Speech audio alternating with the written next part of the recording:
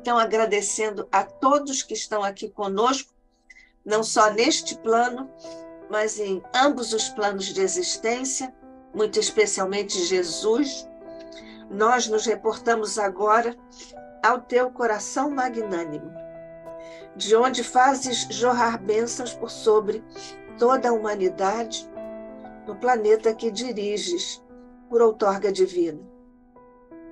Nós te rogamos bênçãos, fortalecimento, resiliência, esperança, por sobre todos os nossos irmãos que atravessam duras penas e expiações em nosso planeta. Que eles recebam, Jesus, a nossa solidariedade na vibração fraterna, que lhes enviamos neste instante por intermédio de teu coração. Agradecemos também, Jesus, a tua bênção por sobre o nosso querido Instituto de Cultura Espírita do Brasil, o ICEB, por sobre todos os seus mentores que são os nossos mentores, e por sobre Jesus nesta hora especial, em que nos congregamos em torno do teu Evangelho e da mensagem superior de luzes de nosso querido codificador Allan Kardec. Nós ainda te rogamos, Jesus, muito especialmente, as bênçãos, as luzes, por sobre nossa querida irmã Vanessa Ancelone, que mais uma vez vem estar conosco, para a alegria de nossos corações e de nossas mentes, neste momento de estudo que o ICEB nos proporciona. Fica conosco, Jesus, ajuda-nos a que sejamos agora um grupo em paz e harmonia para o estudo da obra de nosso Pai. Que assim seja, sob esse olhar paterno do céu por sobre nós. Graças a Deus.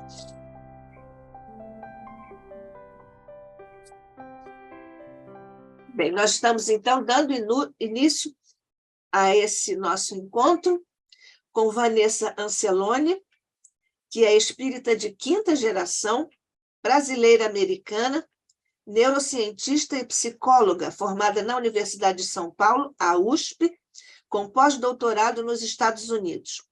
Tem trabalhado na divulgação espírita nos Estados Unidos há mais de 20 anos.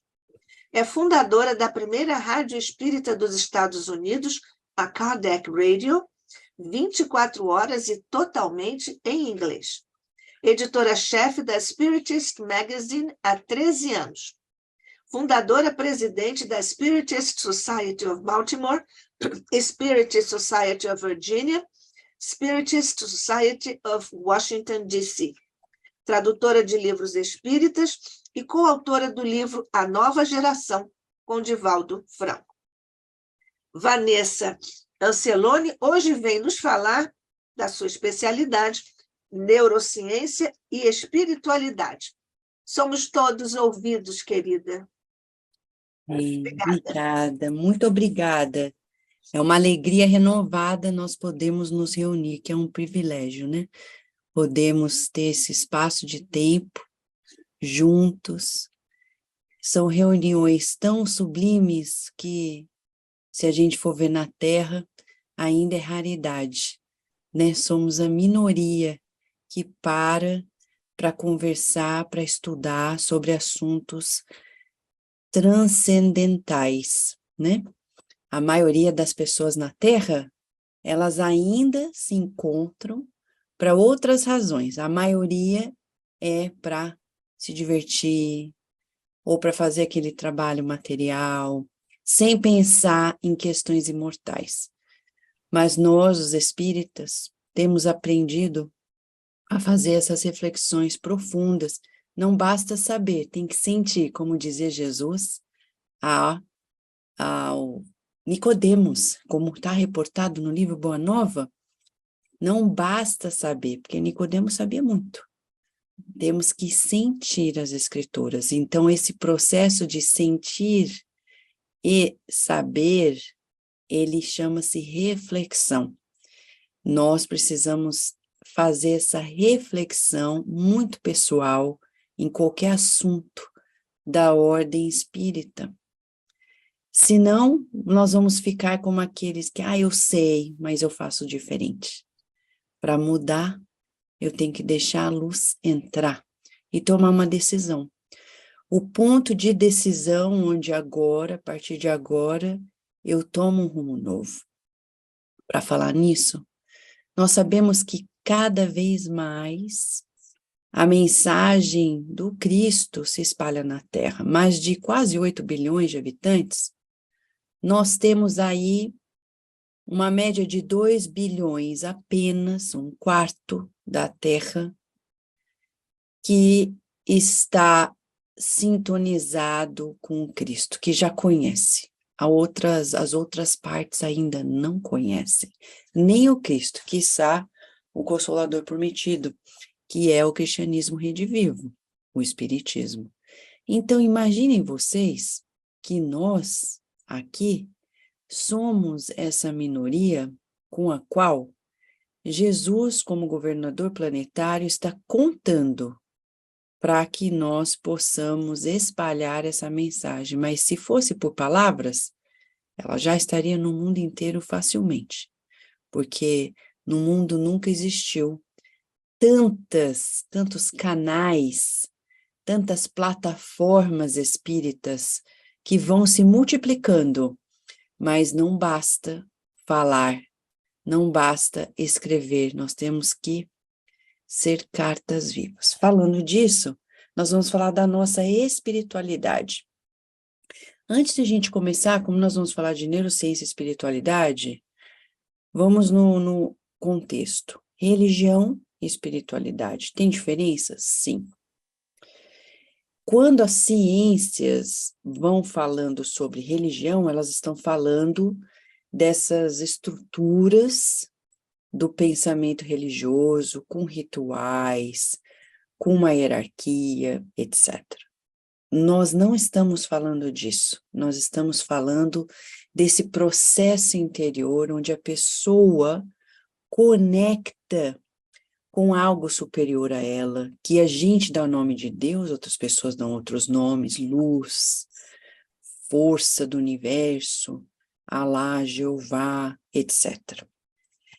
Essa prática dessa nossa espiritualidade é o que a gente vai falar, independentemente da pessoa ir a uma igreja, ir ao centro, mas essa crença que faz com que ela tome decisões fundamentais na vida. Por exemplo, é muito interessante no consultório psicológico, quando a gente vai conversar com um paciente e ele começa, falar que está num conflito. Eu estou num conflito, eu não sei se eu compro uma casa, eu não compro, tenho conversado na minha família. E aí ela vai tomar decisão o quê? Baseado no que ela acredita. Ela fala, eu vou rezar para Deus me ajudar. Então, a própria ciência médica, psicológica, ela tem percebido que se a gente tirar essa conversa interior da pessoa, da sua crença, da sua espiritualidade, da conversa terapêutica, a gente vai ter muito pouca eficácia. Ninguém decide casar, mudar, fazer coisas sem ao menos refletir nas suas crenças. E entre essas crenças, nós temos as crenças espirituais. Então, hoje, nós podemos dizer com segurança que cada vez mais, na Terra, mais e mais pesquisadores estão abrindo para entender que precisamos incorporar a crença espiritual, a espiritualidade, a prática de espiritualidade dos pacientes para poder atingir melhores resultados num processo cirúrgico, num processo de recuperação, num processo terapêutico em geral. O doutor Harold Kenning, da Duke University, é o pioneiro dessa área. Ele é uma pessoa extremamente interessante, porque ele é médico, e enfermeiro, o que é uma coisa muito única. Você vê um médico e um enfermeiro, e ele é um pesquisador de renome da Duke University aqui nos Estados Unidos. Ele é o pioneiro no mundo nessa área, com inúmeros artigos publicados, muito amigo do movimento espírita, através dos trabalhos da doutora Marlene Nobre, amigo do doutor Alexandre Moreira, de outros pesquisadores espíritas que têm feito a diferença. O doutor Alexandre Moreira chegou a fazer um pós-doutorado com ele, e foi assim que ele foi introduzido no movimento espírita. A primeira vez que nós o conhecemos foi em 2006, no primeiro Congresso Médico Espírita dos Estados Unidos, aqui em Washington. O Dr. Harry Kenning mostrou inúmeros estudos e tem mostrado cada vez mais, até na rádio de Kardec, na Kardec Radio. Nós fizemos várias entrevistas com ele, onde ele vai mostrando que as pessoas, os pacientes que estão sob alguma forma terapêutica, que fazem prece, que têm alguma prática espiritual, eles se recuperam mais rapidamente, eles vivem melhor nos relacionamentos. Aí você pode falar, poxa, mas eu acredito não está funcionando. Não, se você não acreditasse, ia ser pior, acredita. Acredite, ia ser muito pior se você não tivesse nenhuma crença espiritual. Então, nós estamos vendo que a ciência, pouco a pouco, já está se abrindo, a ponto de ter um tratado já entre vários, uma comunidade internacional, mostrando a evidência para que hospitais, por exemplo, clínicas, adentrem nessa questão, não fiquem discutindo religiosidade ou espiritualidade, mas incentivar o paciente a sua prática no processo terapêutico. Então, por exemplo, se eu estou num consultório psicológico conversando com o terapeuta vai saber, por exemplo, a pessoa é católica, ela faz o rosário dela, ela faz a Ave Maria, o Pai Nosso. Então faz aí, nesse entremeio que você está se recuperando, faça as suas Ave Marias, faça o seu Pai Nosso, faça o seu rosário como incentivo. Na minha prática terapêutica, eu faço a mesma coisa no School of Emotion, pessoas de vários backgrounds diferentes de espiritualidade, a gente incentiva as pessoas a descobrirem soluções profundas da alma através da base da espiritualidade que ela cultiva. Falando nisso, essa semana, no dia 18 de abril de 2023, no dia em que nós comemoramos o advento do Espiritismo na Terra, através da publicação do primeiro livro, que é o Livro dos Espíritos por Kardec, naquele dia, na rádio de Kardec, nós lançamos uma nova série de entrevistas aqui nos Estados Unidos com pesquisadores de vários estados. Então, nós começamos essa série com o Dr. Gary Schwartz, que é extremamente conhecido pelos mais de 400 artigos científicos que ele já publicou, formado pela Harvard, professor, docente da Universidade do Arizona.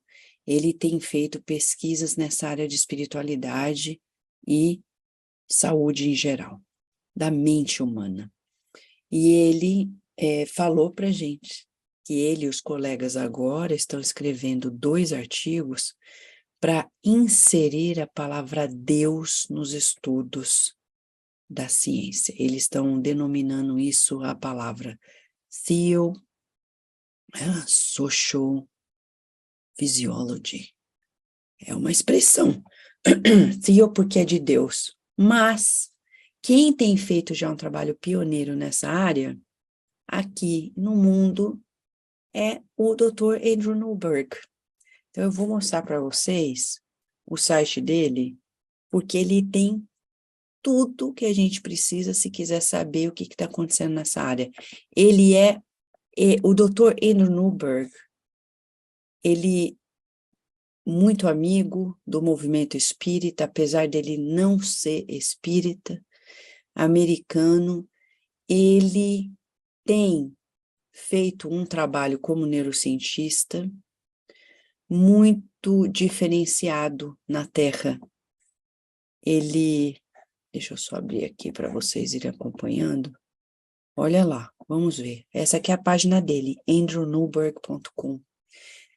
Ele é professor agora na Thomas Jefferson University, lá na Pensilvânia. Ele foi a primeira pessoa na Terra a cunhar o termo neuroteologia. Até então não existia.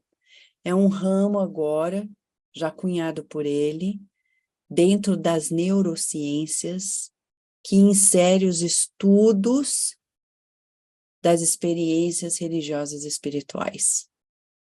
Ele realmente é a pessoa mais conhecedora nessa área, que escreveu inúmeros livros. Nós já entrevistamos ele em inúmeras instâncias na Kardec Radio. E como você pode ver aqui, os livros que ele escreve para o público, fora as publicações científicas, porque as publicações estão aqui, ó, na pesquisa. Já já a gente volta ali. Mas para quem quiser, no site dele, ele tem esses números, dele tem um novo que ele acabou de lançar, que a gente vai entrevistar ele, as variedades da experiência espiritual, perspectivas e pesquisas do século XXI. É um livro que ele acabou de lançar, novinho. Ano passado, a gente entrevistou que ele tinha lançado esse livro aqui, que é o Brainweaver, que mostrando, ele fala sobre o cérebro espiritual. Nesse livro Brainweaver, ele vai resumir o que ele tem feito há anos, mais de décadas, onde ele vai mostrando para a gente que o nosso cérebro, ele tem uma estrutura já pronta para o cultivo da espiritualidade. Agora, pausa, eu vou pausar aqui a tela, nós vamos voltar a conversar. Qual que é a implicação disso? Se a própria ciência já está falando que eu e você temos um cérebro preparado, pronto, para ter a nossa espiritualidade, como é que você vai falar assim? Ah, mas eu não tenho religião nenhuma, eu não estou nem aí. Tem alguma coisa que está fora, né? Só pode estar.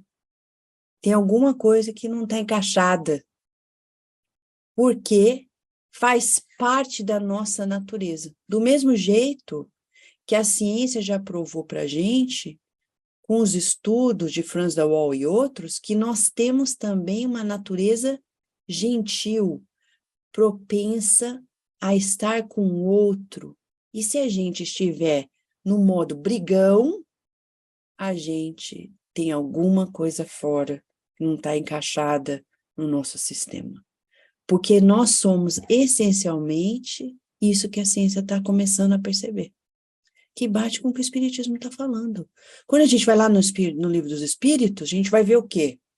Kardec, quando quer entender de onde que vem essa crença em Deus, o que os Espíritos falam? Olha a humanidade em todos os tempos, você vai ver que isso sempre existiu. Ué, como é que pode sempre existir com pessoas diferentes, de continentes diferentes, de línguas diferentes, de épocas diferentes, sempre ter existido? Quem impôs isso? Não houve uma imposição de nenhum lugar.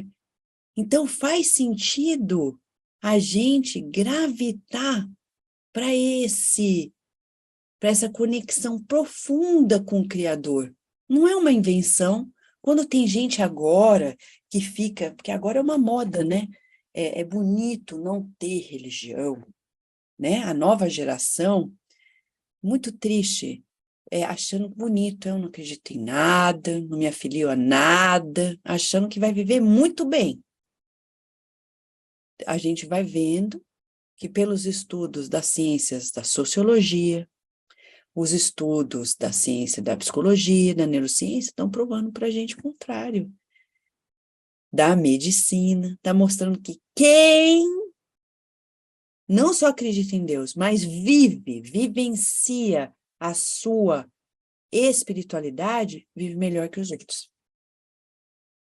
Então, para aqueles que estão aí clamando com bastante orgulho, eu não acredito em nada, a gente está atrasado. Porque quem realmente está na frente são aqueles que abraçam e vivenciam. Claro que eu ouvi uma jovem uma vez falar assim para mim: mas tá cheio de gente que fala que é religioso e mata, faz coisa errada. Eu falei, do mesmo jeito que tem gente que não acredita em nada e mata e faz coisa errada. Tem nada a ver com a religiosidade.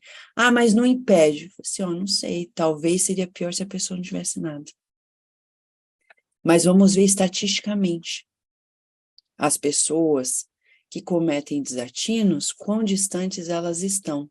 Aí a gente vai entrar dentro, e aqui eu vou fazer uma menção breve, para uma questão específica, quando as pessoas, aqui nos Estados Unidos, existe uma resistência muito grande nesse aspecto, principalmente com a Igreja Católica, devido aos crimes de pedofilia, né?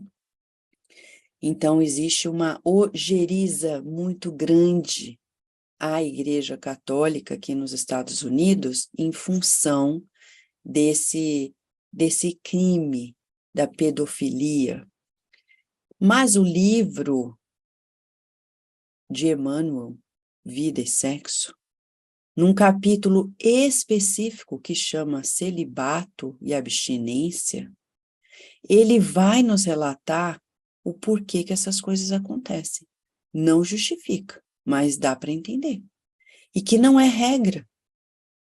Do mesmo jeito que nós temos, tem gente que fala assim, tem maus padres, ou outros falam, maus médiums, por isso que eu não sou espírita, por isso que eu não sou católico. Tem maus médicos, e nem por isso você vai deixar de ir no médico. Porque você acha que todos os médicos são bons? Não. Eu estava lendo uma reportagem outro dia. E aqueles que estão os últimos na sua sala de aula? Últimos, tem os bons alunos e os maus alunos. O que acontece com esses médicos que não são tão bons? Eles vão se formar. E eles vão ser o quê? Maus médicos. E a gente vai encontrar eles. Agora, você vai deixar de ir no médico porque tem um mau médico? Um médico que não é bom? Aí você fala assim, não vou mais nenhum médico. Não. Não vou mais no centro espírita porque tem uma pessoa que você encontrou que fala uma coisa e faz outra. Você não vai mais na igreja porque um padre fez isso e a tantarada de padre que tem no mundo, ajudando o mundo. A gente não vê isso? Você vê que é uma justificativa não fundada na razão. Porque a razão não vai dar subsídio a essa nossa desculpa. Uma desculpa para continuar distante de quem a gente é. O Dr. Andrew Newberg, agora eu vou voltar nele. Tem muita coisa para falar. Só da equipe dele, a gente já tem um monte. Ele vai dizer para a gente que o nosso cérebro é como se fosse um tapete cheio daqueles quadradinhos que a gente vai montando, com dimensões biológicas, psicológicas, sociais, espirituais. Olha, gente, isso aqui é revolucionário. A ciência já dizendo que nós temos um cérebro espiritual. Que para todos os tratamentos, ele diz, nós precisamos trabalhar multidimensionalmente. Ele fala das evidências dessas terapias complementares integrativas, que vão desde os remédios da farmacêutica até a questão de campos eletromagnéticos, nutrição, meditação, prece, etc. Quantos de nós ficamos doentes? E aí a gente fala assim, mas é que eu tô com dor de cabeça porque eu comi uma coisa errada. Não, você não se conhece. Porque não tem nada que a gente tenha que não tenha um fundo emocional, no mínimo. E, por consequência, espiritual. Ninguém está falando que são os espíritos que criam, mas são as nossas associações, como diz Emmanuel no livro Pensamento e Vida. Tudo está na mente. Ele fala, capítulo 1, Pensamento e Vida, Emmanuel por Chico Xavier, em 1958, um ano revolucionário no Espiritismo, de livros basilares, entre eles esse Pensamento e Vida. Ele vai falar, tudo começa na mente, no sentimento, nos nossos padrões de pensamento, que vão criar naturalmente associações com outras mentes. Nós nunca estamos sozinhos, nós nunca estamos desacompanhados daqueles que pensam igual a gente. Por isso que às vezes é difícil mudar. Porque a gente ficou tanto naquela direção que agora tem uma legião com a gente, literalmente, como na época de Jesus. Quem é você quando ele foi ajudar o homem que estava perturbado? A resposta foi legião, porque realmente, quando a gente não está bem, a gente não está só a gente. A gente está conectado na frequência. Gente, nós estamos falando de internet, hein? Quantas pessoas conectadas conosco? Ah, mas eu não conheço. Você pode não conhecer, mas a gente está no mesmo canal. E nós estamos nos influenciando mutuamente. Então, o Dr. Enner Newberg, ele vai entrar exatamente nessa direção que o Emmanuel fala, e vai dizer, ó, tem que se tratar multidimensionalmente. Então, se eu tenho uma questão física, você vai no médico, vai buscar um psicólogo, porque tudo tem um componente emocional, vai buscar o centro espírita para fazer um tratamento espiritual, e outras facetas que tem por aí da própria medicina alternativa. Uma acupuntura, vai fazer meditação, que agora médicos já prescrevem, vai fazer meditação.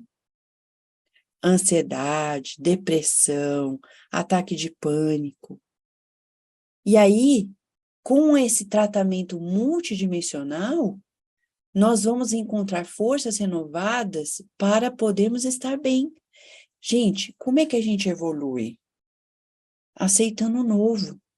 Tem gente que quer assim, quer acordar, tomar o café da manhã, assistir um programa de TV, aí ou vai para o trabalho, faz suas tarefas do dia, mesminhas, volta, dorme, não está diferente do cachorro, hein? Porque o cachorro também acorda, faz as necessidades, come, o deverzinho dele de cachorro. E aí a gente quer evoluir, não vai dar certo. Porque para evoluir, eu tenho que me expor ao novo. O que é o expor ao novo? Conhecer o novo. O que é novo? Tem 1 bilhão de coisa nova. Se a gente for hoje, graças à mídia social, a gente está lá, percebendo quanta coisa nova está acontecendo no mundo e a gente, vamos lá, vamos nos imersar. Por isso que no livro Pensamento e Vida, Emmanuel vai dizer, para trabalhar essa questão da mente, eu preciso me instruir. Ele diz a importância de estudar e fala uma frase que é impactante. Ele diz, é nossa responsabilidade estudar. Não é à toa que lá no Evangelho segundo o Espiritismo a gente vai ver o Espírito de verdade falando para os espíritas, instruí-vos, e está aqui o ICEB com essa missão de facilitar nossa instrução imortal. Toda vez que nós estamos numa sala espírita, nós estamos investindo na nossa imortalidade. Eu e você. Não tem como ser perda de tempo. Porque isso que nós estudamos no Espiritismo é algo que a gente leva para a imortalidade, para qualquer parte do universo, porque a doutrina espírita, ela é universalista. Em função disso, nós vamos perceber a importância da gente poder cultivar essa nossa espiritualidade. Olha um outro livro que ficou bastante famoso pelos estudos dele. Eu vou mostrar aqui, ó. Peraí. Ele criou um livro-texto que chama Neuroteologia, onde como a ciência pode iluminar a cada um de nós sobre espiritualidade. É um livro-texto que ele vai colocar todas as pesquisas que foram feitas até hoje, de uma forma multidisciplinar, mostrando quanto as nossas experiências místicas, espirituais, religiosas, vão mudar o nosso estado mental, o nosso estado fisiológico. É muito fascinante. Ele começou tudo isso lá atrás e ficou muito famoso. Ó, quer ver? Aqui, ó. Opa, desculpa, sem querer eu passei. Eu vou mostrar um livro para vocês. Esse aqui, ó. Como Deus muda o nosso cérebro. Ele, lá atrás, o Dr. Andrew Newberg, quando ele ainda estava na Universidade da Pensilvânia, ele mostrou para a gente e virou uma capa de uma Time Magazine bem famosa, mostrando como que a prática espiritual, prece, reduz o estresse, a ansiedade. Ele fala assim, apenas 12 minutos de meditação por dia pode diminuir o nosso processo de envelhecimento. Olha isso, gente. Não é à toa que você vê gente espírita que não envelhece. Os espíritas da gema mesmo não envelhecem. Você, ano atrás de ano, você fala, ué, o que aconteceu? É a água fluidificada que você toma? Não, essa prática vai fazer com que a gente mude o ritmo de vida, vai fazer com que a gente mude a nossa maneira de sentir a vida, vai fazer com que a gente mude os nossos relacionamentos, e com isso, a gente vai passando menos estresse, menos ansiedade. Eu lembro quando, nessa época do Covid, né, em 2021, quando a nossa família passou pelo Covid aqui, eu lembro que eu orava com amigas muito queridas, 3 vezes por dia, pelo telefone. Elas me ligavam, a gente estava de cama e a gente fazia prece. Passava o resto do dia escutando uns podcasts espíritas de evangelho no lar. E eu sei que aquilo fez com que a gente não tivesse agravamentos. Conheço gente que fica doente, não para fazer prece. Aí você quer sarar por um milagre, né? Porque vai ser por um milagre. Porque a gente tem que dar uma ajuda consciente. Então você vê que a própria ciência já está falando que uma prece, uma meditação muda a sua fisiologia. Isso não é mais algo de eu acredito, é certeza, é fato. Contemplar o amor de Deus, essa reflexão, quando você às vezes olha a natureza ou fecha os olhos e faz o que o Kardec chama, que é a primeira lei divina. Não tem como viver bem sem primeiro adorar a Deus. E adorar a Deus é muito interessante, porque na aulinha de evangelização no centro aqui da Virgínia, a gente faz uns cartõezinhos em forma de coração para as crianças, colocando as 3 palavras que Kardec diz que são as direções de uma prece. Então, é perguntar, agradecer e adorar a Deus. As crianças têm facilidade, quando elas pegam o cartãozinho de perguntar para Deus é fácil, igual para a gente adulta, é fácil, pedir coisa para Deus é a primeira coisa. Agradecer não é tão difícil, mas quando fala adorar a Deus, gente, parece ter um abismo. Elas falam, não. Aí um dia eu estava conversando com elas, falei assim, pensa bem, hein? O que seria de você se você nascesse e não tivesse seu pai e sua mãe? Quem que inventou esse negócio de pai, mãe e filho? Foi Deus. Pô, então Deus é maravilhoso. Isso é adorar a Deus, é falar, Deus, que bom, que maravilha que você me fez nascer com pai e mãe, que imagina eu se fosse um bebê sem ninguém. Não ia nascer, não ia nem nascer, não ia nem sobreviver, nada. Olha como Deus é lindo criando essa estrutura da família. Aliás, parênteses, hein? Nós precisamos renovar nosso conceito de família. a graça, a bênção de termos nossa família. A gente cresce numa sociedade, veja se vocês concordam. Veja se vocês concordam ou não. Nós estamos vivendo numa sociedade em que as pessoas já estão assim, crescem. O que você ensina para os filhos? Cresce, faz o que você quiser, cuida de você, vai crescer profissionalmente, vai curtir a vida porque você é jovem. Ou seja, a gente está criando uma geração bem individualista, bem egoísta, bem sem noção de família. Porque, na verdade, gente, ninguém cresce para viver sozinho, ter uma profissão e ser um abandonado na vida. A gente reencarna para se relacionar. Então, se a gente quisesse suceder na parte de sermos pais, educadores, a gente precisa educar a nova geração com esse estímulo de família, de relacionamento. Ó, uma hora você vai encontrar alguém. Então, não adianta você ir lá para Harvard, fazer, ou vai para Sorbonne, lá na França, ou para onde você quiser, uma grande universidade, faz suas coisas. Que lindo! Não sabe nem falar bom dia, boa tarde, boa noite. Porque tem gente que não sabe. Não sabe nem mesmo compreender um bebê que está chorando num avião. Vocês sabiam disso?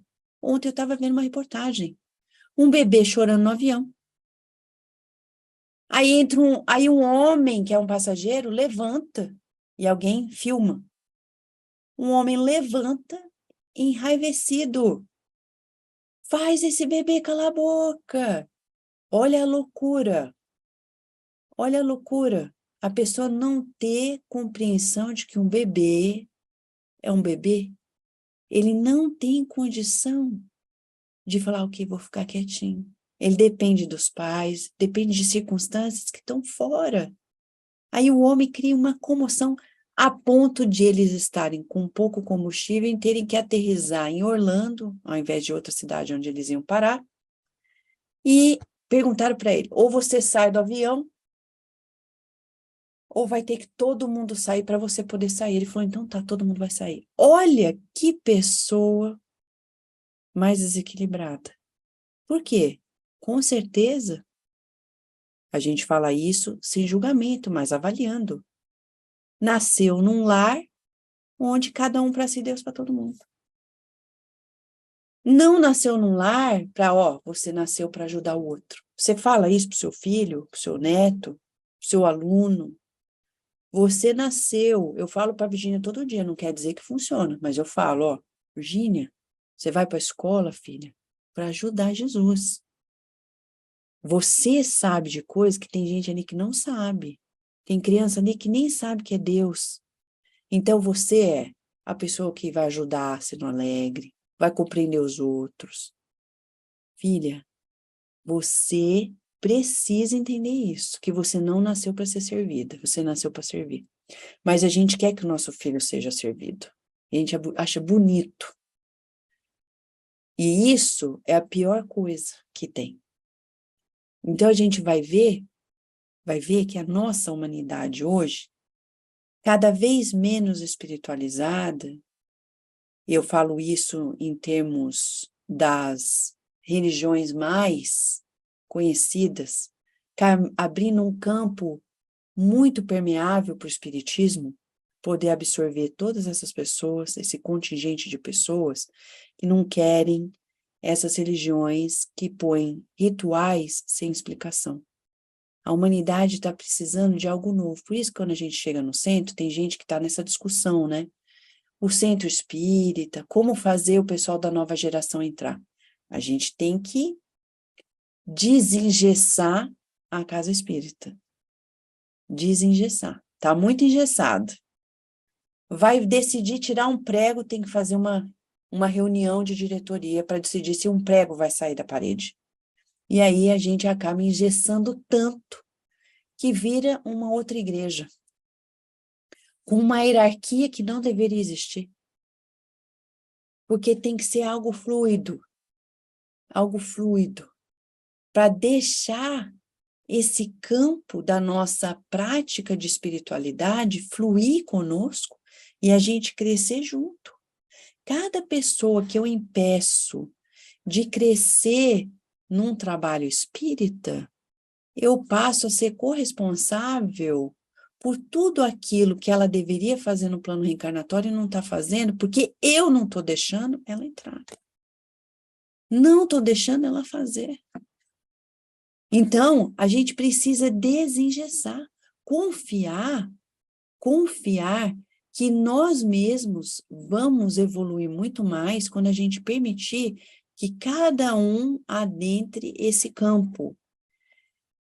Falando disso, e voltando na nossa linda neurociência e espiritualidade, nós vamos ver que nesse livro, Como Deus Mudou Seu Cérebro, do Dr. Andrew Newberg, ele vai dizer que essa contemplação de um Deus amoroso versus um Deus punitivo vai reduzir a ansiedade, o estresse, a depressão e aumentar sentimentos de segurança, compaixão e amor. Olha, isso são pesquisas que foram feitas e que ele vai resumir nesse livro. Que a prática mais intensa da prece, de meditação, de forma permanente, consistente, vai mudar estruturas e funções no cérebro. Mudando a maneira da gente perceber a realidade. Meu Deus, mudou tudo. Certo?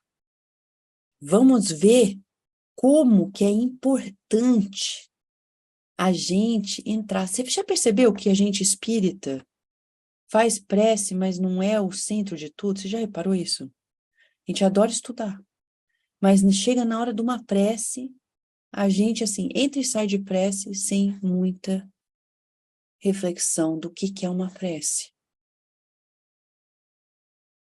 Você vê como que a gente precisa resgatar isso. A gente fala muito da questão da reencarnação, da lei de ação e reação. Sem querer, vai esbarrando num sentimento de punição que gera mais ansiedade. Então, tem gente que fala para mim, fala assim, não quero saber dessas coisas não, porque, tá louco, eu vou me sentir mais culpado. Então, não é o espiritismo, meu amigo. Porque o espiritismo que a gente conhece, ele é a coisa mais linda. Vou falar aqui, ó, o último capítulo do livro Vida e Sexo. Quem acha que vai ler aquele livro e vai se sentir culpado porque abusou disso, porque separou, casou, fez isso, fez aquilo, contrário. Ele termina o livro mais fascinante nessa área e vai dizer: não julgue ninguém. Todo mundo na Terra tem suas questões nessa área. Ele termina trazendo uma consciência crística. Amai-vos uns aos outros como eu vos amei. Para você ver como o espiritismo só faz a gente sentir cada vez melhor. Outro dia uma pessoa falou assim, poxa, eu me sinto tão culpada que eu divorciei da pessoa, não consegui e tal, pessoa espírita. Você vê bem, gente, Jesus, que governa a Terra, junto com a pleiade de espíritos luminosos, eles, em nome de Deus, nos permitem escolhas. Por quê? Porque a gente pode escolher.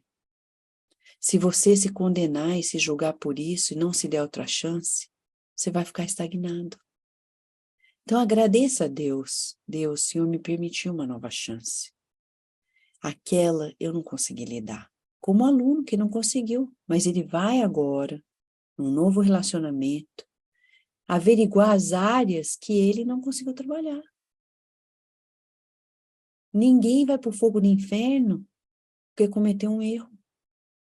Kardec veio no livro O Céu e o Inferno tirar essa noção. A ciência já está falando. Quem acredita na punição vai ter problemas. psicossomáticos. Vai ter problemas, não vai conseguir sair. Na hora que você se liberta e fala assim, Deus me permitiu, foi o pulo do gato de Saulo de Tarso quando virou Paulo. Ele não ficou ali no remorso. Ai, meu Deus, olha o que eu fiz. Olha, meu Deus, o que eu fiz? O que eu fiz? Não mereço. Ele falou, errei. Isso é o adulto, né? O adulto em nós vai falar, errei, vou fazer diferente. Coragem de fazer diferente. Ao invés de ficar na zona do remorso, da autopunição, querendo ser Deus, nos autossentenciando. Quando as pessoas entram na casa espírita e aprendem que tem consequências, mas a lei não é só de justiça, é de justiça, amor e caridade. Não tem justiça sem caridade, não tem caridade sem justiça, e não tem justiça e caridade sem amor. Ou seja, se a gente pensa que vai resolver qualquer coisa na justiça, na ponta da faca, isso não é a lei divina. A lei divina é misericordiosa, amorosa, cheia de caridade. Então, a gente, quando aprende isso, a gente fala, essa prática espiritual eu quero. Essa que me torna mais leve todos os dias, que vai me ensinar a errar e acertar mais rapidamente, que vai me ajudar a continuar progredindo, contemplando o amor de Deus. Eu tenho mais saúde, eu tenho mais vitalidade, eu perco menos tempo com raiva, eu perco menos tempo com questões que passaram que a gente não digeriu, eu vou descobrir por que o outro faz assim ou assado, e ao invés de eu querer ser amado, eu vou praticar amar. Esse é o pulo do gato do espiritismo. Quando a gente descobre que a gente está aqui para co-criar o amor de Deus, Deus já dá um amor e a gente faz uma massinha. Não adianta esperar o outro vir fazer essa massinha que está na nossa mão.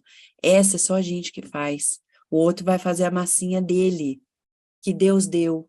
Se ele não faz, a gente faz. E a gente compartilha. Isso muda a nossa vida. E a ciência já está mostrando que quem opta por viver desse jeito, vive melhor. É a neurociência da espiritualidade. O nosso cérebro muda. Vai mudar estrutura, imagina, e fisiologia, função. Vai mudar. Estudos mostram para a gente. Aí eu li um artigo ontem, que saiu em 2022, achei muito interessante. Um estudo que foi feito na Europa, mostrando que eles pegaram um estudo diferenciado, né? Porque os estudos do Dr. Andrew Newberg, que ele fala, eles pegam pacientes, colocam lá para fazer estudos de imagem com alguns estímulos. Esse estudo que eu vi, mais recentemente da Europa, ele pega pacientes que vão passar por um processo de neurocirurgia, tá? Então, eles estão com uma questão, vão ter que abrir o cérebro, vão ter que mexer. E nos processos de lesão que acontece, eles fizeram estudos dos relatos espirituais dessas pessoas. Então, eles perceberam que tem uma área, e eu achei muito interessante isso, eu vou explicar por quê. Porque por primeira vez eles perceberam que uma área no meio do nosso cérebro que é bem, vamos dizer assim, na nossa linguagem lá de André Luiz, né, do cérebro reptiliano. Esse cérebro que é essencial para a nossa sobrevivência, vamos dizer assim. Tem uma área que chama a massa cinzenta periaquedutal, que é muito estudada, eu estudei isso no meu doutorado, que é uma área responsável por modular estímulos de ansiedade, de medo, de dor. Olha só. Essa área fica diferencialmente estimulada quando a pessoa se imersa na sua prática espiritual. E o que isso quer dizer? Vai corroborar tudo que o Dr. André Newberg já viu. E outros. Que aqueles que praticam sua espiritualidade, eles vão sentir a vida diferente. Aí por isso que muda a ansiedade, porque eu vou interpretar a vida diferente. Por isso que muda a depressão. Por isso que muda os ataques de pânico. Por isso que muda o processo de envelhecimento. Por isso que muda a maneira com a qual a gente se recupera de um processo de doença, uma cirurgia. Porque a gente vai lidar com isso num ângulo diferenciado.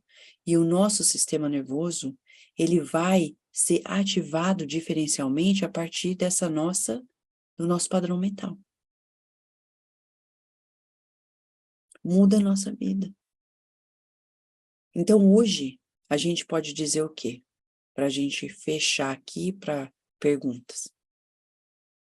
Que tem inúmeros pesquisadores que já estão trazendo essa evidência de que vale a pena ter a sua prática espiritual. Vale a pena investir nisso. Vale a pena ter um relacionamento com Deus, que isso é benéfico para todos nós nos relacionamentos, na nossa saúde integral. Eu vou parar aqui para a gente poder conversar e aprofundar o que for necessário. Nós agradecemos mais uma vez não só a atualidade e a precisão dos dados que você nos traz nessa área. Nós estamos muito atentos a tudo que você nos traz. Então, vamos aqui às questões. Nós temos aqui o Fabiano, que nos dá um link para religião, espiritualidade e doença cardiovascular, pesquisa, implicações clínicas e oportunidades no Brasil. Ele está ali, olha ali o Koenig, olha o Koenig ali. Uhum. E sim, Fernando Lucchesi e Harold Koenig. Isso. Mas aí tá junto, eu pensei que era uma coisa assim, tipo alemã, que vai tudo junto. Não, ficou embolado ali. Tá bom, ficou embolado. Obrigada, Fabiano, mas você aqui também traz mais uma questão para a Vanessa. O diagnóstico que a nossa irmã Vanessa está fazendo está absolutamente preciso. As instituições espíritas estão se tornando verdadeiras igrejas, entre aspas, no sentido comum da palavra. E você segue. Nas casas em que sou convidado a conhecer, só se vê frequentadores de cabeça branca, raríssimos jovens. É exatamente isto. Mas eu não culpo, não, as pessoas que estão, vou te dizer o porquê. Porque quem está ali de cabeça branca, graças a Deus, tem um compromisso, né? Mas foi uma geração que foi educada de forma diferente. Por que o jovem não está lá? Porque a gente está educando errado. Não é só quem está no centro espírita, a sociedade em geral. Porque a gente está educando o jovem a ser descomprometido. A gente está educando o jovem para só se preocupar consigo. Não, vai cuidar da sua vida, você tem que ter sua carreira. Eu conheço pessoas jovens que, vai lá, começa. Aí começa todo o seu trabalho profissional, a pessoa fica, não tenho tempo, eu estou trabalhando muito, agora eu tenho família, agora eu tenho filho, agora eu ganhei uma promoção. Aí tem muita gente que fala assim para mim, quando eu aposentar, Vanessa, aí eu vou me dedicar. Eu falo assim, só vou te contar uma verdade. Eu conheço no mínimo 3 casos de pessoas que falaram isso para mim, não conseguiram. Uma pessoa morreu, a outra aposentou, no dia seguinte descobriu que estava com câncer, um ano depois morreu, e o outro teve um derrame. Então, meu amigo, não espera aposentar não, porque você não sabe, primeiro, nem você vai estar aqui. Segundo, não vai nem ter condição, então faz agora. Mas eu estou muito ocupado. Aí eu fico assim, né? Eu lembro, muitos anos atrás, uns 20 anos atrás, aqui nos Estados Unidos, quando tinha gente que falava isso para mim, porque quando a gente começou a ser espírita aqui, a gente tinha uns 25 anos. Então tinha gente que chegava para mim, falava assim, estou muito ocupado, por isso que eu não venho aqui. Eu falei assim, olha, então você está me dizendo que eu sou desocupada, por isso que eu estou aqui. Eu também tenho minha profissão. Também tenho família. E daí? E você faz o quê 25 horas por dia, né? Você faz o quê? Você fica toda hora do seu tempo? Aí vem um mentor Joseph, que é um mentor espiritual, e falou assim, ó, pega o pessoal e faz eles fazerem a matemática. Então, vai lá. Um dia tem 24 horas, uma semana tem acho que 68 horas, uma coisa assim, né? E aí falou, coloca no papel quantas horas você gasta para ir no centro espírita só para participar de uma reunião, tomar um passo e ir embora. Não é nem para ser um trabalhador. Quanto tempo que é isso? Não dá nem 0,01%. Nem 0,01%, não dá. E você está falando que não tem esse tempo. Então, é incoerente. É incoerente. Então, o jovem que não está vindo é porque a gente não está educando ele para o que ele tem que ser educado. A gente está educando para que ele vai curtir a vida, vai viver o que você quiser, vai fazer o que você quiser. Ele não vai ficar no centro espírita se comprometendo a fazer coisas que não pertencem, que ele acha que não tem nada a ver com a evolução dele, né? Então, a gente tem que mudar a maneira que está educando as crianças e os jovens e fazer com que eles se comprometam também, né? O Fabiano continua aqui, Kardec estimulava a formação de grupos espíritas familiares. Não seria esse o caminho para que os jovens passem a se integrar às instituições espíritas? Eu concordo com o Fabiano. Eu acho que grupos menores realmente ficam mais personalizados, é muito positivo ter aquele aspecto mais, né? Eu estou aqui, a pessoa se vê lá, a pessoa é percebida, eu concordo. A gente precisa fazer essa força aí de tornar algo mais acolhedor, né? Acho que a palavra aqui é acolhedor. E hoje tem tanta coisa para ser feita, né?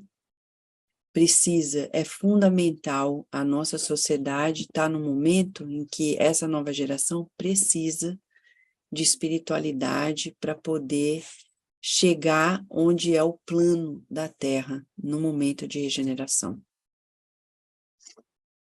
Sim. Eu vou pedir licença a vocês, vou te fazer uma questão. Enquanto isso, eu vou procurar um livro de Humberto de Campos, em que ele relata a história de uma senhora bem avançada em anos, talvez vocês conheçam, e que ela vai para aquela célebre balança no plano espiritual, e ele publica a ficha desta senhora, que era professora primária, tinha sido professora primária, e a minúcia com que o nosso tempo é codificado, na verdade, anotado no plano espiritual. E é exatamente o uso do tempo que essa senhora fez que propiciou a ela, assim que ela pisou na balança, ela devia ter uns 80 anos, e assim que ela pisou na balança, ela começou a rejuvenescer por conta do uso que ela tinha feito do tempo, um uso, claro, uso ótimo, e então ela, quando saiu da balança, ela estava jovem. Então, Vanessa, enquanto eu vou procurar esse livro, se vocês me permitem, eu vou te perguntar, qual é o papel, se é que há, na linha de pesquisa do Dr. Newberg, o papel da ressonância magnética funcional? Ele usa isso, porque na capa do Brainweaver, eu vi que existe lá uma foto, né, das áreas que foram estimuladas, as áreas cerebrais. Então, queria que você pudesse comentar essa parte, e depois eu também queria falar sobre uma outra questão. Peço licença que eu vou procurar agora o Humberto de Campos. Então, tá bom, olha, quando a gente fala de ressonância, a gente está falando de um processo tecnológico não invasivo que produz um detalhamento anatômico em 3 dimensões. Exatamente, esse é um método que a gente usa para detectar doenças, para diagnosticar, para fazer monitoração de tratamento. Agora, os estudos que o Dr. Andrew Newberg tem feito têm sido esses, e também de tomografia computadorizada. Então, ele tem até um estudo que a gente não mencionou aqui, mas muito bonito, que foi feito em colaboração com vários pesquisadores espíritas no Brasil, inclusive o Dr. Júlio Pérez, de São Paulo, com médiuns espíritas. Ele foi altamente, meu Deus, corajoso de fazer esse estudo científico. Trouxe médiuns do Brasil para os Estados Unidos, médiuns espíritas, para poder serem estudados e ver o que a mediunidade faz com o nosso cérebro. É um estudo muito elegante, muito bonito, e vou dizer para vocês, essa semana, quando o Dr. Gary Schwartz estava falando com a gente na Kardec Radio, ele disse assim, a ciência ainda não tem espaço para essa palavra G, que chama Deus, né, God. Não tem a ciência aberta.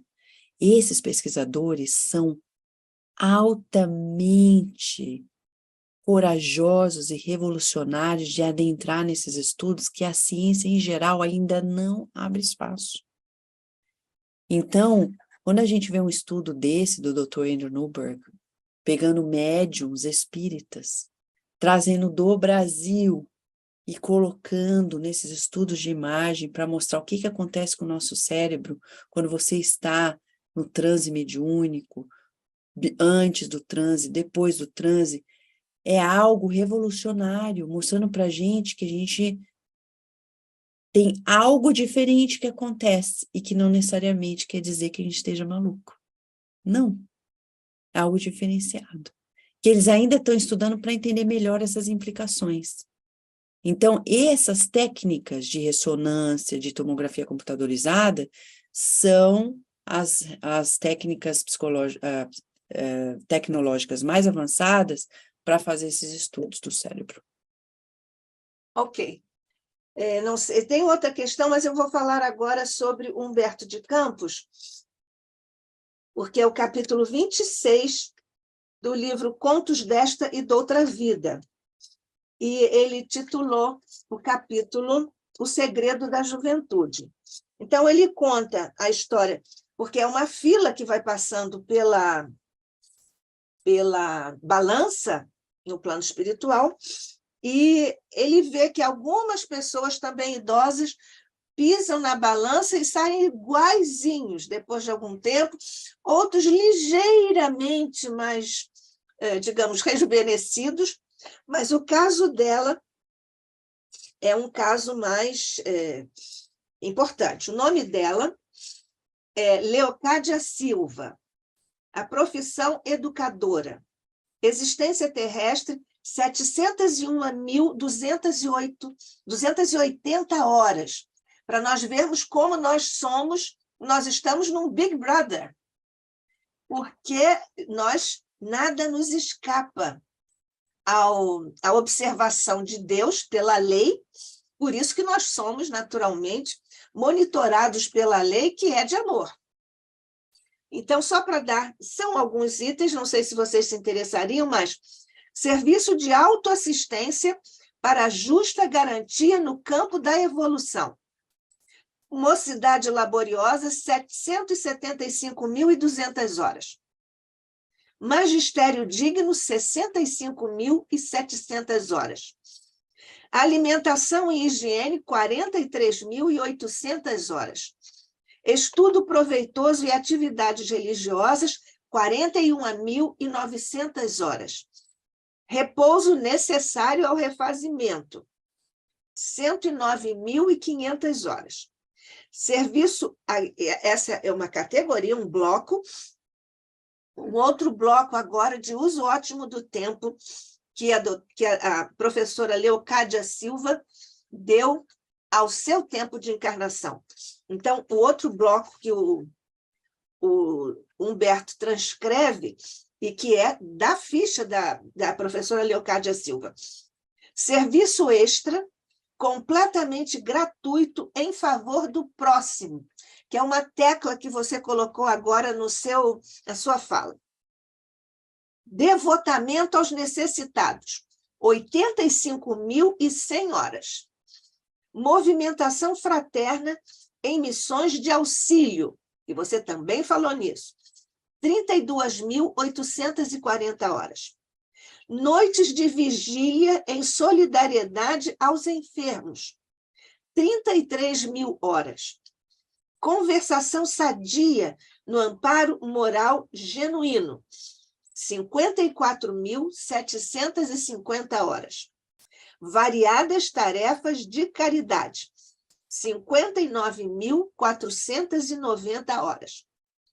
Total, 701.280 horas na encarnação dela. Aí, eu vou ler aqui também, se vocês me permitem, porque é a explicação do Humberto. Aí o orientador disse, você compreendeu? E diz o Humberto, ante o meu insopitável assombro, concluí. Quem dá o seu próprio tempo a benefício dos outros não conta tempo na própria idade, no sentido de envelhecer. Você acabou de falar sobre isso. Leocádia cedeu todas as suas horas disponíveis no socorro aos irmãos do mundo. Os dias não lhe pesam assim sobre os ombros da alma. Então, exatamente o que aconteceu com ela no plano espiritual, quando adentrou o plano espiritual, passando por essa espécie de alfândega espiritual, e ela terminou. Então, ao sair dessa experiência na balança, ela saiu absolutamente renovada, porque ela apareceu em último lugar na fila. Em derradeiro lugar, no entanto, aproximou-se do anjo que estava ali coordenando a questão da balança. Pobre velhinha, humilde e triste. Os cabelos de prata e as rugas que lhe desfiguravam o rosto denunciavam-lhe aproximadamente 80 anos de luta física. Trazida, contudo, à grande balança, ó divina surpresa! De anotação em anotação, fazia-se mais jovem, até que, abençoada pelo sorriso do aferidor angélico, a estranha anciã converteu-se em bela menina e moça nos 20 anos primaveris. Ela entrou aos 80 e saiu com 20. Porque os anos da vida na Terra não lhe pesavam na alma. Foi exatamente o que você falou aí. Se você não tiver o livro, eu te mando aqui, eu tenho uma cópia, eu te mando aqui isso, porque isso aqui é um exemplo maravilhoso para a sua fala, eu acho. Eu peguei aqui no PDF. Ah, tá. Peguei, acompanhei aqui, estou maravilhada. Nós vamos traduzir para colocar na Revista Espírita em inglês. Opa! Muito obrigada, Nádia. Imagina, nós estamos estudando juntos. Por acaso, haverá nessas pesquisas que você nos trouxe, particularmente do Dr. Andrew Newberg, o design inteligente, e entre por aí, ou em algum outro neurocientista que você tenha estudado? E, além disso, o Dr. Newberg, ele contempla a inteligência espiritual daquela física, né? Uma especialista doutora em física, a Dana. Eles não fazem nenhuma relação. Não. E você faz? Não, porque é o seguinte, o que acontece é que esses pesquisadores, eles fizeram métodos científicos para poder chegar a essas conclusões. Quando o doutor Andrew Newberg define como cérebro espiritual, ele está falando de um cérebro que acomoda, modula essas experiências, ou seja, nós temos em nós, fisiologicamente, a estrutura para poder vivenciar a nossa espiritualidade. A ciência não tem condição, como ele já falou numa entrevista para a gente, ele fala no livro, não está aqui para discutir se o cérebro é a mente, se não é, se é uma entidade extracorpórea que influencia o cérebro. Eles não têm condição de falar isso. Ele tem que ficar bem atido nesses estudos e falar das evidências e das implicações, ainda sem entender a causa. A gente não tem esse estudo da causa. A doutora Dana Zohar e outros, eles já foram para um campo mais teórico, Sim. de conclusões, né, que super válidas, dando esse nome da inteligência espiritual, mas são conclusões não partidas de fatos científicos que ela estudou. Sim. Então, assim, são pensadores válidos, mas na parte da ciência mesmo material, o Dr. Andrew Newberg está fazendo esse trabalho árduo de pesquisar e ver realmente no cérebro o que acontece com o cérebro em função dessas experiências espirituais. Leva mais tempo, Sim. mas eu acho que ele está indo até bem rápido. Você disse que ele é amigo do movimento espírita aí nos Estados Unidos, particularmente aí Brasil. no seu caso, né? É. Então, nesse caso, você teria já insinuado para ele o cérebro perispiritual, no qual estão também essas estruturas encravadas? Eles nem falam disso, viu, Nádia? Não falam.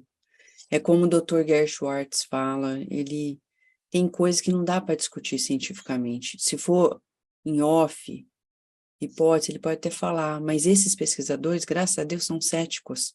E é isso que é o bonito. Porque, por exemplo,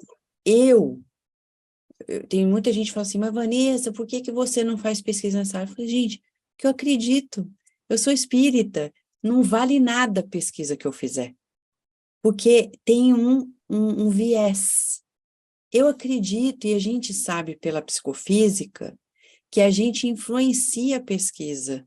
Não estou falando que não é válido. Os pesquisadores espíritas no Brasil, renomados, como o doutor Alexandre Moreira, Júlio Pérez, o Luquete e outros, fazer essa pesquisa é válido. Mas no Brasil, no mundo, isso ainda tem um viés, não tem credibilidade. Não tem credibilidade. Não tem. Então, por exemplo, o Dr. Gary Schwartz, ele fala ao vivo a coisa assim, eu fui cético. Hoje eu vejo a vida diferente, mas não está em questão o que ele vê. Mas ele é cético. O Dr. Andrew Newberg, o doutor aqui da Universidade da Virgínia, que continuou o trabalho do Dr. Ian Stevenson, desculpa que escapou o nome dele agora, o Jim Tucker. Ele também, ele fala, quando eu perguntei para ele, mas você faz todas as pesquisas em reencarnação, é fato que a reencarnação já é um fenômeno averiguado pela ciência, e aí? E as implicações? Ele falou, a gente não entra nisso. Uhum. Ele falou, a ciência não pode ter esse cunho moral, não pode. Então, você vê que a gente, só Kardec mesmo, por isso que Kardec, ele é número 1. Porque ele foi o único até hoje que teve a coragem de fazer esse pulo do gato. Então, por isso que ele está na frente. Porque os outros averiguavam como William James, na Harvard. Existe a mediunidade. Parou ali. Uhum. O Kardec não falou, peraí, se é assim, muda tudo, hein, gente? Muda o nosso relacionamento, muda a maneira de pensar, muda a maneira de agir. Aí entram outras questões que a ciência ainda não quer, não pode, não tem paradigma condizente com esse tipo de raciocínio. Então, a gente vai ter que mudar o paradigma. Está acontecendo, pouco a pouco. A gente vai chegar lá.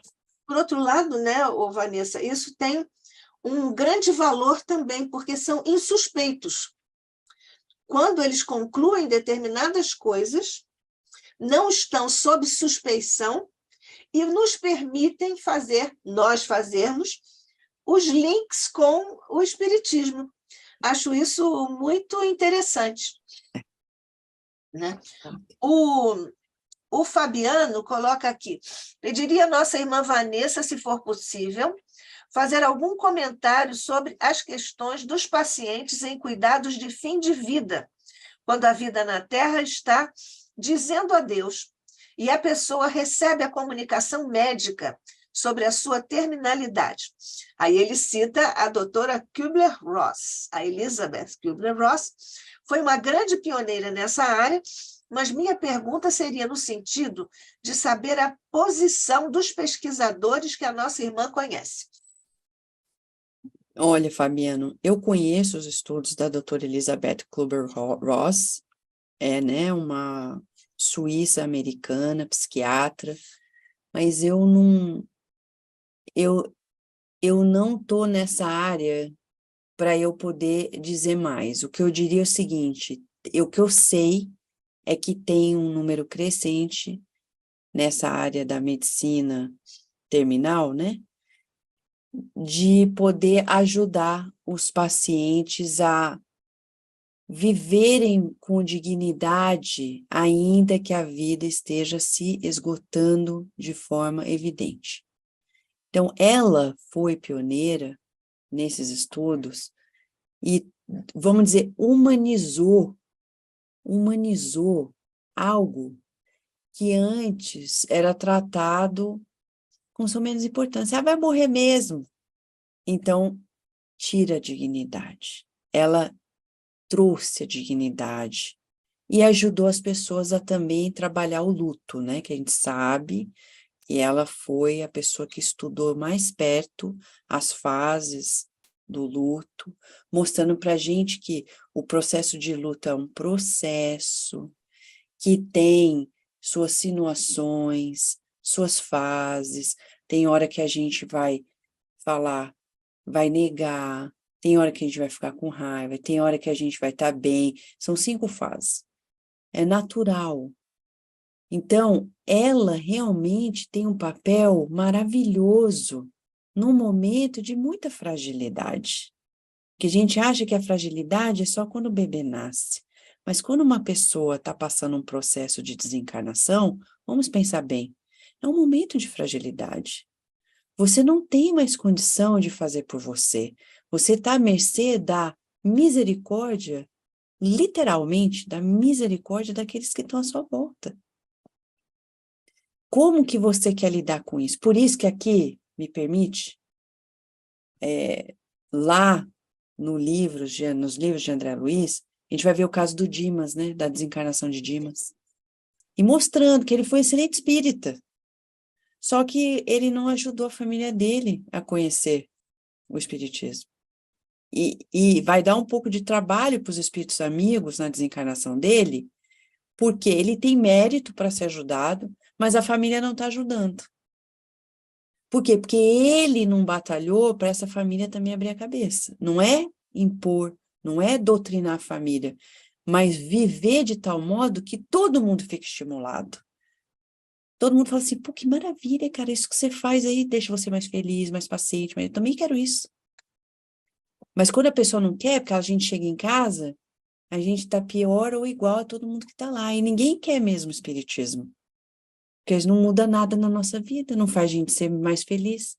Quantos filhos eu conheço que crescem no lar de pais espíritos e não querem ser espírito? Por quê? Porque o pai e a mãe não faz a diferença. Existe aquela hipocrisia da gente, né? A gente vai lá, amém, volta, já tá gritando, já tá sendo incompreensível, não tá perdoando, não tá amando, não tá sendo afetivo. Agora experimenta fazer o inverso. Então eu tô falando isso porque esse processo de desencarnação, ele é um processo coletivo. Ele tem um aspecto social muito forte, que a gente pouco estuda. É um momento de vulnerabilidade que exige da gente mais sabedoria para poder lidar com ele.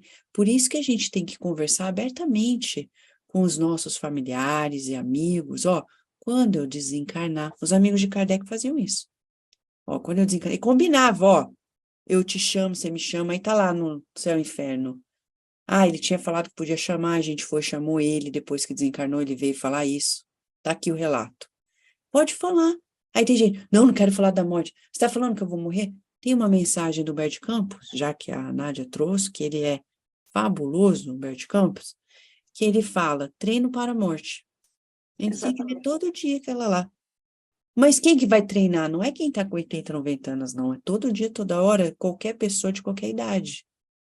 Porque se a gente treinar, falar, olha, realmente, eu preciso mudar isso, preciso me preparar mais nisso, se acontecer, quando acontecer, porque vai acontecer, a gente vai voltar para o plano espiritual. Desculpa falar se, porque não tem se, a gente vai voltar para o plano espiritual. E como se preparar? Então, a gente vê que a doutora Elizabeth Kübler-Ross, ela foi essa missionária que trouxe dignidade para humanização, para esse momento inevitável da morte física e do que ela não falou, mas que a gente espírita sabe, da desencarnação, porque uma coisa é morrer e a outra é desencarnar, né? Inclusive, ela própria teve experiência de AQM, tudo, não é? Teve. Então, isso fortaleceu muito, com a experiência, evidentemente, fortaleceu muito a fala dela, a postura dela, porque ela é um documento vivo do que ela estava dizendo, né? Eu passei por isso, eu vivi isso, né? Exato. E aqui a gente lembra do Dr. Raymond Moody Jr., né?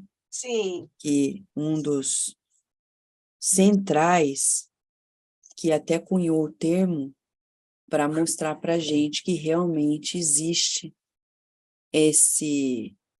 essa quase morte, que não acontece, mas mostra para a gente a realidade que a gente vive e que a gente acha que não existe. Então, a importância de dignificar esses momentos que vão sendo dessa transição de volta para a casa espiritual. A gente se prepara para encarnar, reencarnar e também para desencarnar. Se a gente fizer isso de forma consciente, vai ajudar todo mundo e se ajudar o outro. Eu lembro quando meu pai, em 2020, estava passando uma situação de câncer, bem no meio da pandemia, eu não podia ir lá.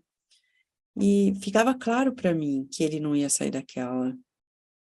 E eu falei assim, eu não vou falar para ele se ele não quiser, né? Porque apesar de a gente ser espírita, tem gente que não quer falar da morte. É incrível, não quer. A gente tem que respeitar. Mas a gente tem que pensar. Mesmo que o outro não queira, a gente pensa. Não vai falar para não constranger, mas vai pensar.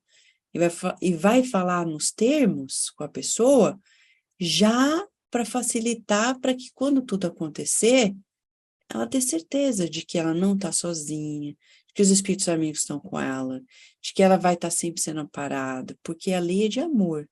Ninguém vai voltar para a casa espiritual sem braços amorosos que vão nos acolher. Ainda que a gente fique nos tormentos do nosso umbral mental, como viu André Luiz, a mãe dele estava com outros espíritos amigos ali, ó, orando por ele, ou rogando. Ele não percebia, mas ele estava sendo altamente amparado. Na verdade, por isso que não precisa ter medo. Porque existe o amor, quem inventou foi Deus. E o amor é tudo. E todos nós estamos sendo acolhidos a todos os momentos. No nascimento, na morte, no processo. Não há momento em que a gente esteja desamparado. Em que a gente esteja isento desse amparo maior. É tão lindo isso, como o Dr. Andrew Newberg mostrou. Quem contempla essa amorosidade de Deus vive melhor.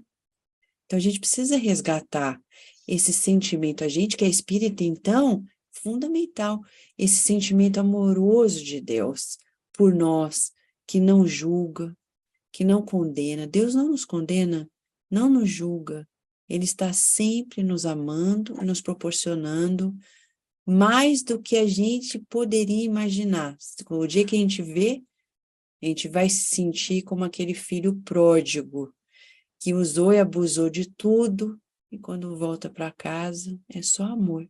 Não tem julgamento, não tem condenação. Então, nós não temos mais nenhuma participação, então nós vamos com toda a emoção, com todo o carinho, com toda a gratidão, dizer a Vanessa que foi mais uma vez muito enriquecedora a sua participação, com esses dados atualizados e precisos, e os links que com tanto carinho e sensibilidade você faz com a nossa amada doutrina. Você é sempre muitíssimo bem-vinda e vamos falar dos nossos projetos para o ICEB. Obrigada, Vanessa. Eu que agradeço, Nádia, agradeço a você e todos os amigos do ICEB por esse estudo. Eu amei rever muitos conceitos e aprender mais e poder crescer junto com vocês. Muito obrigada. Isso. Então, mestre, na emoção desta hora, patrocinada pelo teu coração, pelo manto de Maria, pelo amor, carinho e desvelo dos nossos amigos espirituais, dos mentores do ICEB, representados por Diolindo Amorim e Jorge Andréa, nosso presidente de honra, ao te fazermos, Jesus, este agradecimento, ainda te rogamos, continues a fazer descer as tuas bênçãos, luzes e recursos por sobre todos nós, porque desejamos seguir-te cada vez mais de perto e mais profundamente. E guarda, Jesus, o coração e a mente da nossa querida Vanessa Anceloni, para que ela continue essa trajetória, não só na divulgação, como fez agora conosco, muito importante, mas pela exemplificação que ela tem feito na ação evangelizadora na sua casa espírita e junto à sua querida filha, a nossa querida Virgínia. Que a tua paz, Jesus, tua luz, teu desvelo continue por sobre nós, hoje e sempre, sob a graça de nosso Pai. Assim seja.